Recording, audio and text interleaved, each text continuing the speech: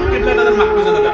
دلته په پاکستان کې ناست دی مسلمانه عقیده به د دغه وي چې الله ما ته وس راکړي زه به د دغه کافر په خلاف باندې چې زما د مسلمانانو پر قبله باندې جنګ کوي د دې خلاف به زه جهاد فرض د ځان بولم زه به جهاد کوم که مې وس طاقت پیدا کړي د دې خلاف به جنګېږم. مسلمان به دغه عقیده وي که دا عقیده نه وه د جهاد عقیده دې نه درلودله ګوري بیا دا خبره بیا د ایمان په ضرر رسېږي. ما بله ورځ هم خلکو ته ویل ما له بعضې خلکو دا فکر دی چې د افغانستان کافر ولاړې جهاد ختم شو. جهاد تر قیامته پورې فرض دی. جهاد زما فتوا اوس هم زه درته وایم زما فتوا دا ده چې اوس هم د مځکې پر مخ باندې که نارینه دي که ښځې دي که ځوانان دي که سپین ږیري دي جهاد دغسې فرض دی لکه دغه لمونځ چې موږ کوو څه رقم فرض دی. فرض عین دی پر نر و ښځه اوس هم فرض عین دی. افغانستان د کافرانو په وتلو جهاد نه وي ختم شوی. افغانستان کې به جهاد درېدلی وي اسلامي قانون به راغلی وي. په فلسطین کې به جهاد پر تا فرض دی زه به مسلمانه چې د مسلمانانو یوه لوېشت ځکه کتاب دا لیکي یوه لوېشت ځکه د مسلمان چې کافر لاندې کړي یوه لوېشت ځکه در مشرقه در مغربه پر مسلمانانو جهاد فرض عین دی چې د مسلمانانو دا ځکه به ازاد وي.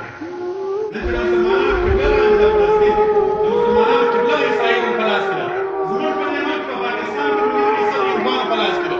د کشمیر باندې پر چیش باندې جنګ کوي چې یوه لوېشت ځکه دي د کافر په لاس کې سول در نرو در ښځې در سپین ږیري او در ځوانه جهاد فرض عین دی.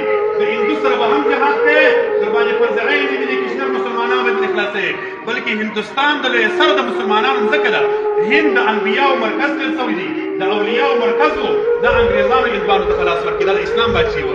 عالمګیر باچا دلته تېر شوی دی 400 کاله مخکې دا د اسلام بادشي وه. سلطان محمود غزنوي صاحب د هندوستان بادشي کړې ده دا د اسلام بادشي وه. احمدشاه غازي هندوستان فتح کړی دی دا د اسلام بادشي وه. نن خو موږ کمزوري سولو کافرانو رسه لاندې کړل چې یوه لوېشت ځکه مسلمانانو ونیول که بېرته کافر ځینې لاندې کړل در مشرق او در مغربه پر مسلمانانو باندې جهاد فرض عین دی. که د مسلمانانو یوه ښځه په جیب کې کښېني د مشرق او در مغربه جهاد فرض عین دی. نن چې عافیه صدیقه د امریکایانو په جیب کې زړه شوه د دغه پاکستان ښځه یو څه یو سړی به جهاد فرضیت وکړي جهاد اوس نشته. دا 20 کاله ولې در باندې فرض و امریکا افغانستان نیولی و نن د هغه امریکا په خاطر در باندې فرض دی فلسطین نیولی نن د هغه یهودو په خاطر در باندې فرض دی کشمیر یې نیولی دي. مسلمان به عقیده د دې لري ګوره وس که نه لرو دا ما بله ورځ وویل قسم دی که نن ما ته اختیار راکول شي نن د دې ریاست د خوا زما سره کومک وشي زه به نن د دې اعتراض اعلان د دې کوم زموږ دغه عقیده ده چې در دې لښکر تیار کړي در مخه به زه روان یم زه به فلسطین ته د اسرائیلو خلاف به جهاد کوم.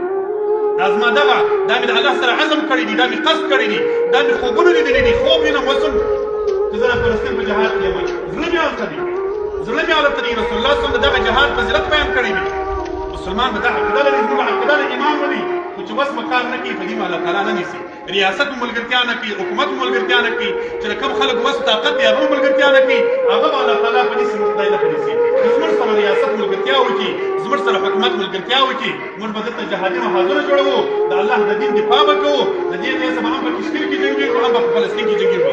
هر ځای چې د مسلمان پر سر باندې د کافر زور دی موږ د الله سره عهد دی موږ د الله سره وعده ده چې موږ به د خلاف جهاد کوو. مقصد مې دا دی جهاد د قیامته پورې فرض دی. جهاد هر ځای چې کافر په مسلمان باندې پر سر زور دی مسلمان به جهاد کوي خو که په وسه نه دي فرض نه به دي په غمجن وي د مسلمانانو په حال به مسلمان غمجن وي. الله دې راکړي دې موږ تاسو ته اجر عظیم راکړي الله دې د هغو مسلمانانو د حق خلاص کړي. دعا به انشاءالله پر ټولو باندې ګډه باندې وکړو انشاءالله داسې خلک راشي. ما کله کله یو خبره کړې ده د ځان نه بزرګي ولا که درته وایم اوس بیا درته وکړم د دې کورنۍ زه پر دغه ځای ناست وم دغه مسجد مو جوړوي د دې مسجد شکل ورته وي په دغه ځای یو دم مې یو څوک په دروازه راننوتي پر ما یو بل حال رسول الله عجب دی ما چې ورځ د اسمانه زرین راوري زما پر مخ باندې زربر شي مې نه دي زرین دا سړی چې رانه کښېناستې پوښتنه مې ځینې وکړه څوک یې مې ځینې مهرباني سره ورکړه مثال دا مبارکه اولیا وه د هغو د کورنۍ اهل بیت د قیامت بیا دا الحمدلله صوفي دي متصوفین دي شیخ دي شیخ بزرګ خاندانه څه دي لمونځ به مولي اغا صاحب راکړي انشاءالله